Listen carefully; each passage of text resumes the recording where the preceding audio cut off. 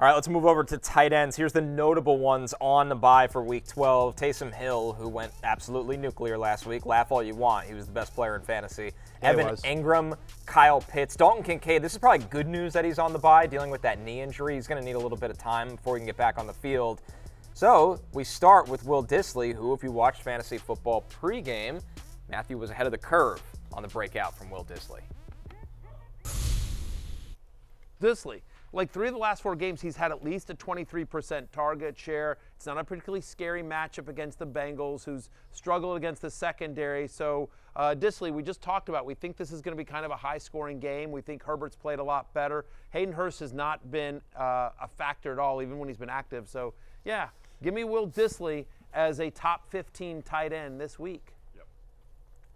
Nice call, Matthew. A nice week for Will Dissly, and it could continue on Monday Night Football against the Ravens that we constantly call the biggest pass funnel in the entire NFL. They are bottom 5 in terms of most receptions and yards allowed to opposing tight ends this year.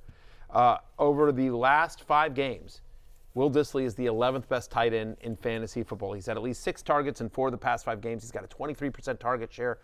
And clearly that performance on Sunday night against the Bengals is going to give him more opportunities, more confidence from Justin Herbert as this passing attack rounds into form. It's Lad McConkey, it's QJ, and it's Will Dissly, as you see it there on your screen. All of them in double-digit fantasy points. Will Dissly, 4 for 80 and the touchdown on Sunday night. I expect him to keep it going against the Ravens. And then you look at the upcoming schedule, Falcons, Chiefs, Bucks. None of them are particularly scary. Maybe the Chiefs a little bit. They're pretty good against tight ends, but 3 of the next 4, Dissly very viable. As we always do on Tuesdays, Hunter Henry makes the cut, Jay. Literally every Tuesday, Hunter Henry is on waiver wire. He's 55% available. He's got the Dolphins and then the Colts before the bye week. I mean, he's kind of like the version of 2 years ago or whatever. We were just talking about Kenyon Drake every Tuesday. Kenyon Drake was the guy. Now Hunter Henry is the tight end version of that. Look, he's the number 1 receiver on an NFL team in terms of yards, in terms of targets, in terms of receptions. He's 1 touchdown off the receiving touchdown lead on the Patriots, just because no one has more than 2 on the Patriots, and just 6 catches on 9 targets last week against the Rams. I think that he's always going to be a fringy tight end 1. Zach Ertz, our last one here, Matthew, 67% available. He's turned back the clock this year and been a factor in the Commanders' offense. In the preseason, I tweeted this out. I put this in like my love-hate and in 10 lists of 10, and I talked about this a lot in the preseason. Zach Ertz is going to play much more than you want him to. He's going to play a disgusting amount where you are going to shake your head and head to the waiver wire, and that is exactly what's happened.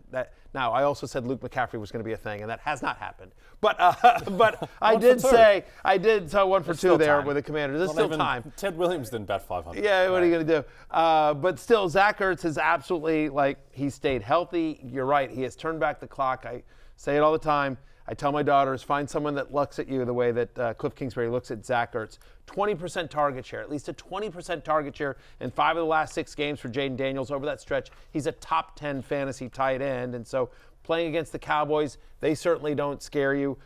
Then he's got Tennessee. There's a bye, and then at New Orleans. But 3 of the next 4 weeks, I think, very viable tight end streamer. Some deeper league targets here. Jatavian Sanders, who we brought up while talking about the Panthers' wide receivers. Sanders is 98% available against the Chiefs. And Giants' Theo Johnson against the Bucs, Jay, who he's 99% available, could be a favorite target of Tommy DeVito. Yeah, Tommy Cutlets.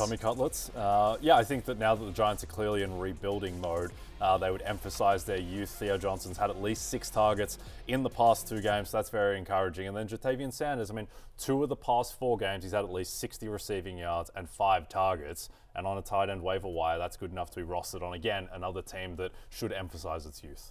Hey, it's Matthew Berry from NBCSports.com and RotoWorld.com, and I want to thank you so much for watching whatever it is you just watched, or if nothing else, being too lazy to click out of the autoplay after this video started, after whatever it is you actually wanted to watch finished.